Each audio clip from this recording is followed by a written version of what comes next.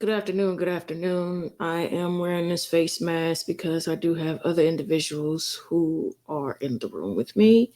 Like recording, whatever, working the audio, visual, and you know. Anyway, um, and also I just don't feel good, and I just want to make sure everybody's protected. So I don't want you guys to feel this is weird.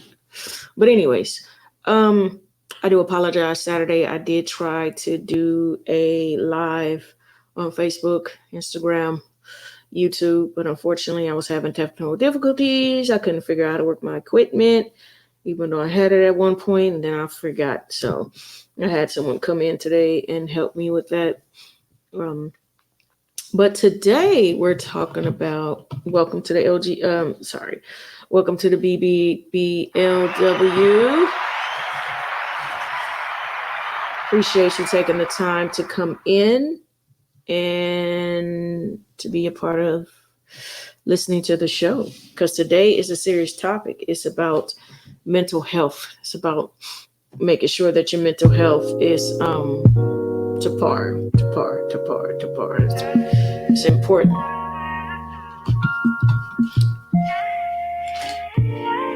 So let's talk about that.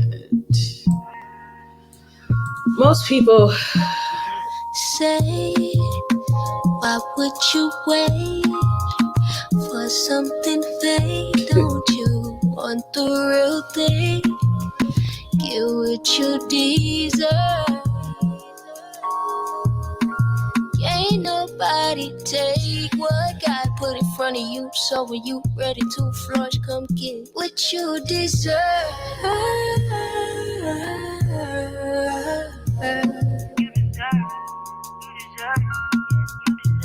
What you deserve.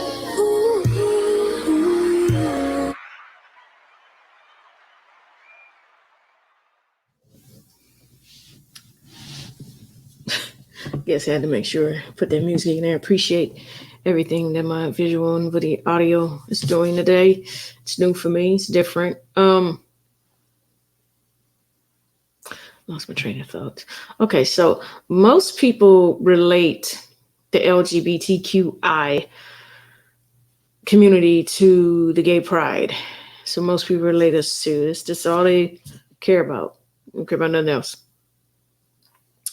But the part that they don't see, unless they have a personal relationship with someone who is a part of the community, they don't see the mental illnesses that some of us face. And it all stems from society. It all stems from society. I don't even know any other way to even put it. You know, a lot of things that the reason why we do suffer, we have actually the highest mental health issues, statistically wise. And the reason why ours is so higher than everyone else is because we have to face people on a religion aspect. A lot of people want to give their religious beliefs. They want to say that LGBTQI is unhealthy, a sin, or goes against God. Some believe sex should be reserved just for procreation, which is not an option for some LGBTQI people. But then my argument is it's also not an option for some heterosexual couples or single couples as well. So I don't see how procreation could even be a good standing point of why being part of the community would be unnatural, sin, or goes against God. Because to me, That's pretty much the only thing, the biggest argument that people have.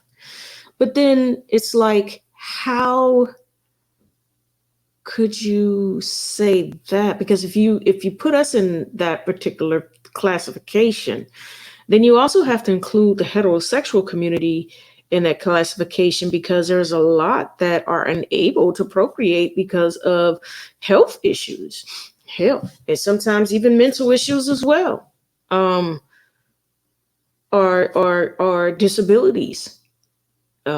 So to me, and to all the other folks, a lot of folks out there, that's not a good standing point.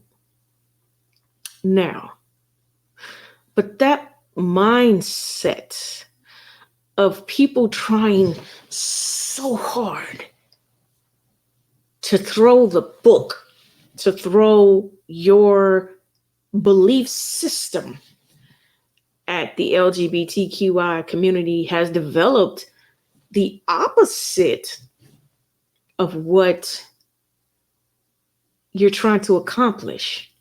You have developed people to have like anxiety, depression, and sometimes it could be so severe, it could be PTSD as well. Um, that is the only thing that you are accomplishing. You are mentally damaging people, is what you're doing. And if you're saying that God is love, and you're the person that you serve is about this and that, then I'm sure your God will be very unhappy with you giving people mental illnesses. I'm pretty sure about that. Just as much as you're sure about I'm unnatural, a sin, or it goes against. At the end of the day, we all God's children. And this episode isn't even about that, but we will have an episode on that. So we're gonna stick with what's at hand. So some other things that give us health and mental issues is conversion therapy. That is like various interventions such as like talk therapy, physical aversion therapy, prayer is always that's always in there, or reconditioning. And it's referred to as conversion therapy or sexual orientation, gender identity change efforts. These efforts are totally unethical by many mental health organizations. And all the knowledge and everything that I'm telling you, I have gotten from the National Alliance on Mental Illness. So this is something that I have studied. I have went to organizations and I have read their material. So a lot of things I am talking about, I have gotten this knowledge from like the National Alliance on Mental Illness, other mental health organizations as well. Um, but conversion therapy, it has no scientific evidence that it can change a sexual orientation or gender identity. And in actuality, it actually causes long-lasting mental health issues because of the type of the trauma that's inflicted upon an individual. So now you have to deal with a whole set of issues. Mental health illnesses also have derived from don't ask, don't tell. That was which was part of the U.S. military between 1993 and 2011. And it was mainly for lesbians, gays, and bisexual people who were allowed to serve within the military. Once again, allowed, but they couldn't reveal, their sexual orientation um, without risking the possibility of having a dishonorable discharge. That's sad. That's horrible. Um, a lot of that still occurs with the transgender people. Um, it seems that society has went from the LGBTQ to focusing now more on transition. Because see, if they can't get to one, glass is falling up, then they try to get to somebody else. Man, leave us alone. Like real talk, just leave us alone. Let us live our life. Nobody, gets involved with you and how you live your life. A lot of things some heterosexual people do is not okay. Okay. Um, it's just in the military they will isolate themselves and be very shameful because they don't know if someone's going to be like discriminating, harassing, or even assault or kill, the individual. So because of the isolation and the shame, they will develop a mental illness or PTSD. PTSD is not just for combat. Rejection. Another thing is rejection or fear of your friends and family, from your friends and family, um, of being part of the LGBTQI community. So a lot of people, me myself, will not disclose, who you are, who you love, what makes you happy. Because sometimes you may you might lose housing, um, like a job, or even some colleges may try to kick you out just because, especially like private colleges, they had their own set of rules. So some of them are Christian. They find out that you Christian, but however, blase blase, you can't, and it could be a really good school, and it's somewhere you want to go, and you have a right to do that. You have a right to go, if that's what you want to do. Um, Another trauma that can cause mental health illnesses issues is like, we already know, discrimination, harassment, and assault. I'm sure you have heard in the news about people physically and verbally assaulting people part of the LGBTQI community, even have taken some people's lives, and it's not okay. I mean, you hear in the news about people going into the clubs and in Florida and shooting up a bunch of people because they don't agree, they feel it's unnatural, it's a sin, or go against God. But then you have your people.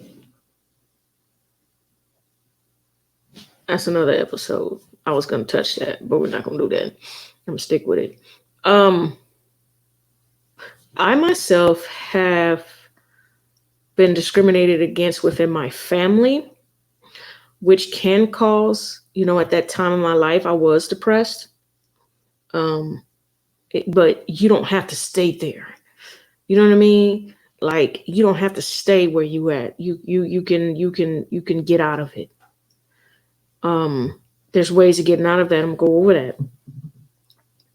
It is hard dealing with mental health issues, especially if your environment is the reason for it.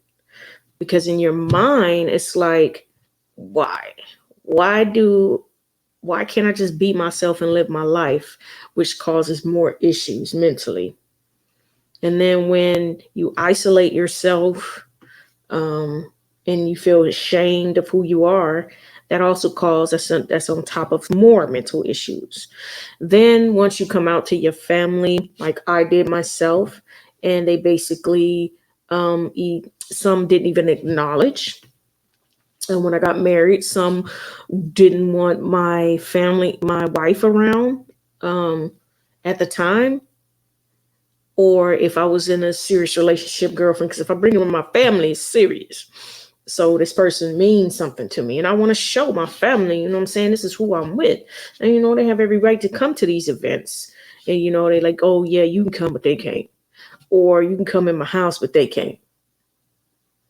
That's hurtful, which causes you to go in a state of depression sometimes if you don't have the support that you need. I've also witnessed people at work who have been very discriminatory against transgender individuals. I've seen it myself, and I stood up for it. And you know what happened? They may have kicked me out of their little Facebook group, or they may not want to talk to me anymore. I don't care. I'm gonna always stand up for what's right. Not only am I helping for that individual, I'm also helping myself mentally, because the only way to not go into anxiety or depressive state or to experience PTSD, those things are horrible to experience. And my heart goes out to anyone who is experiencing it at this current moment, that you got to fight. You know what I'm saying? You got to let these people know that, unfortunately, that's your issue that you're dealing with. But don't project your issues onto me, because I'll be damned if you give me mental health issues because you got an issue the way I live my life. Keyword, your life, my life. So you got to find a way. You got to find a way to fight. You got to find a way to get yourself out of that. You know what I'm saying? You take your meds. I'm not saying that take the place of prescriptions of meds or whatnot. You still take those. But at the same time, you're trying to wean yourself off slowly, if possible, to do that. You know what I mean? Like if you're just taking medicine because you're experiencing this depressed state at the moment and it's curable, then you have to take your medicine, but also find ways of being able to function without it at some point down the road. Because that's the key goal. The key goal is not just to medicate yourself. The key goal is to be able to function without the medicine. You know what I mean? I know doctors tell you you have to take it, you have to. Yes, whatever your doctor tells you, please go by that. But you don't have to stay there. Because like me, I didn't need medicine, but I experienced depression. But it wasn't at a point where it was severe enough to take medicine. It was more of isolation, not dealing with people, things like that. So I had to find a way to get myself out of that before it got to the point of being untreatable to where I would need medicine. So catch it. That's why you have to check on your family. That's why you have to make sure that your family is okay, your friends, and all of that. You know what I mean? Because sometimes you can't get yourself out of it, and you do need the support and help of your community, friends, and if your family is involved, your family as well. A lot of people have suffered from repression, meaning that's something I did as well. I lived a heterosexual relationship, or as if, I am straight, and, I got in relationships, had some children, and thought that would fix everything and that would please my family, and I'll be okay, and society wouldn't look at me, and the heat will be off of me. But guess what? All it did was make me depressed. All it did was make me pretend like this man was a whole woman when we were sexually involved. That's all it did. I was miserable. I was hard. I was miserable, literally miserable. Okay. And it got to the point the misery was so bad until I said, you know what? I'm going to live my life. I went off to college and I just decided, got away from everybody for a minute, and I was actually able to live my life. And it felt wonderful and it felt good. And I could never see myself ever going back to being that repression again. And I advise anyone else who is in that state, get out. Because I feel like it's better for you to live your truth than for you to get married and cheat or end up just being miserable and depressed for the rest of your life. You know what I mean? Or being lonely. We're not meant to be by ourselves. Don't go by what other people feel. Go by what you feel. Go by what makes you happy. Live your truth. And if that's who you are, live it. You ain't gotta walk around, at the parades and wearing rainbow colors and stuff like that and walk around saying I'm lesbian or I'm gay or bi or trans or queer or, identify. You don't gotta do all that. Just live your truth. Um,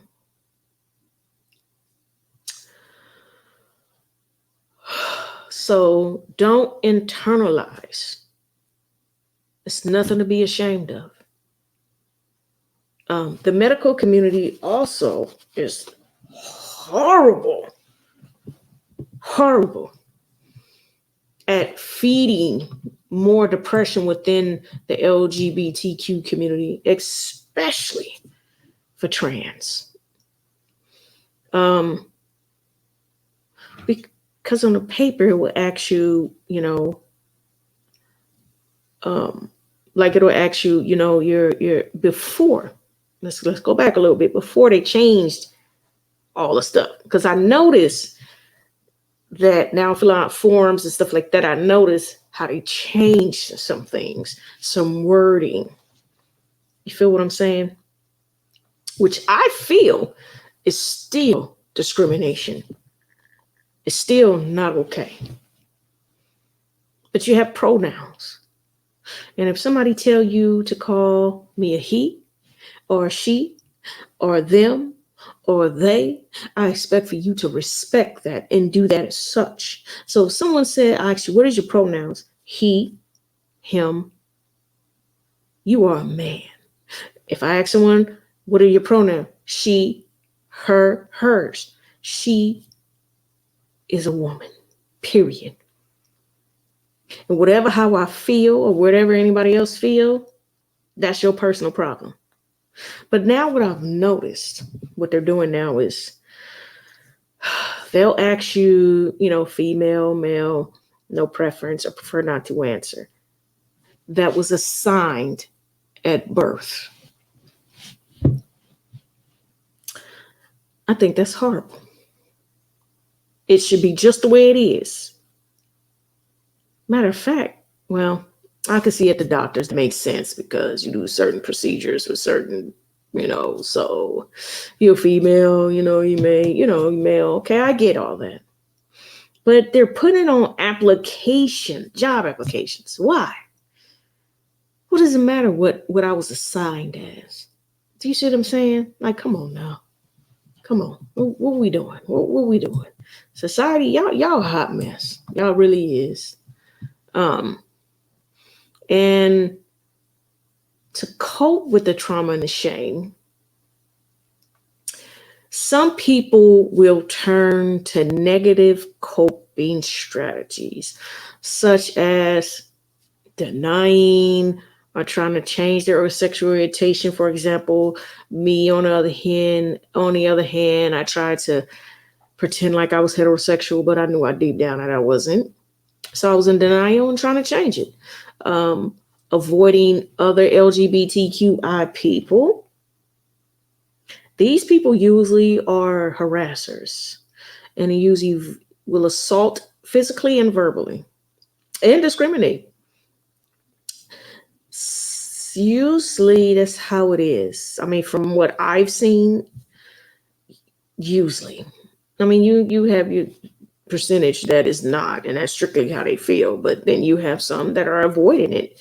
And they feel like if I do this person that way, the heat will be off me and it'll be on them. And then people think I'm straight. So I'm trying to prove it. Suppressing their emotions, like especially romantic and sexually. Having multiple or anonymous sex partners, believe it or not. A lot of people try to hide through there because they're trying to find that happy place. And it's just not there. Developing a dependence on alcohol and drugs. Yeah. That's all this is just trauma, how to cope with it. And it doesn't work. And the last, I just hate this, but attempting suicide. Some people have succeeded and it's just like a sad situation. And it's something that a family should never have to face. or you. So don't do it. Try a different way of coping with whatever you're going through. Not, you know, um, a lot of positive coping mechanisms you can do incorporate is advocating for the LGBTQI rights, like writing a letter, emailing, or calling your representative to support affirming legislations. Educate your community on LGBTQI issues. Participate in lobbying on days that are planned by LGBTQI organizations. Spending time or building relationships with people that accept you for who you are. You know what I'm saying? Because that right there is the most. And if sometimes the people that accept you are not even blood related, that's fine. That's fine. And it does hurt to have to let your blood go, because you would think out of all people, the blood would be the one to support you. But you got to remember, those people are human and they got their opinions, and they're going to keep them until they find a way to change it. And you can't let that affect who you are as a person. You got to continue being who you are, being that truthful who you are. You can join a support group in your local area or online for those that are unable to get out. They do have LGBTQI recovery groups for those that who are struggling with dependence on alcohol or drugs. You don't necessarily have to be in. Not only are you faced with dealing with your recovery of dependence on alcohol or drugs, and you gotta look at people looking at you because you LGBTQI community. That should not be what you focused on. So they have communities out there where you can get that support group. You can get therapy groups to help you fight depression or any mental illnesses that you may have, PTSD, anxiety. Those things are important. You can spend time at LGBTQI friendly business or local owned, but be careful. The ones that are local owned, but the ones that are a friendly business, just be careful, because sometimes they just do that as a marketing strategy. You don't want to go in there and then feel a certain way. You already might be struggling with even coming out. Then you go to business and be like, oh, you bamboozled me. That's how it is. No, that's not how it is. So just, word of mouth. You can mentor other LGBTQI young people. I think that is important because there's always somebody behind you. I'm fit. So there's definitely people behind me that are coming in. But I love the way the younger generation is coming in and making strides and like, hey, this is us. This is who we gonna be. You like it, you don't, oh well. So the doors are opening for us a lot compared to where I came from. Engaging with LGBTQI organizations like sport leagues, book clubs, etc., arts organizations, like bowling and what else, domino space, whatever you get involved with. It's better to do LGBTQI organizations. You don't want to limit yourself to where you are just a part of the LGBTQI, because not everybody is. But you want to get to a point where if you have to be just around the LGBTQI community to get yourself where you need to be able to accept certain things, then you do that. And it's okay to do that. Participate in any affirming place of prayer and worship that accepts LGBTQI community. Allies within the community can definitely help you and support you with a positive coping strategy as needed. You can look up, internet, you can Google it. You can ask people that are a part of the community who's out, pull them aside and ask them, support places you can go and get the help you need to help you either come out or deal with any mental health illnesses. But I do want to leave you with this. Don't internalize. That's the worst thing that you can do. And I know I'm a woman, I'm speaking from a woman's perspective. And through the years, I've seen a lot. But one thing I know, it is a lot harder for any male to come out. I know that's the hardest because people see you guys as the leaders. Now, this is my thought. You a leader regardless. You're the man of the house, you're the woman of the house, whatever. Whatever household you live, you the leader, period. It doesn't matter. I don't care what you look like, how you act. You are the leader of that household. Don't let anybody tell you different. Of course, if you in your parents' household, of course, they're the leader. But if you in your own spot, you the leader. Or married or whatever, you the leader. Whatever y'all got going on. As far as, the type of marriage you have. Because not everybody is able to lead. But for those that are, just because who you were with doesn't make you less of a man. Or less of a woman, or less of a person. And I really don't like classifying that because in my eyes, people are people. I respect people no matter who you are, unless you do something to where I don't. I don't care about you being a man or a woman. It's about who you are as a person. So you got to remember, do I want to teach my children to internalize anything about themselves they are ashamed about? So if this is not something I would teach my own children, then this is not something I should teach myself. This is something that I should not do. And if you have to get supportive friends and release your family, do what you gotta do. Do what you gotta do. But you're not alone, and you don't have to do it by yourself. There's people out here that has felt what you felt. There's people out here that has went through what you went through. You are not alone. Don't you ever forget that. Y'all take care. Good day. Don't know how I got the nerve to be faithful to you, regardless of the fact that you do what you do. It don't make it easy when you rub it in my face, but I can never let nobody else take your place. Oh, one more chance, fuck it up, you gotta go.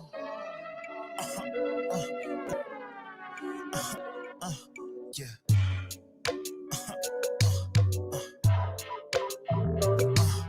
Sipping on that pink, ain't got no belly. Hit a nigga up and then we celebrate.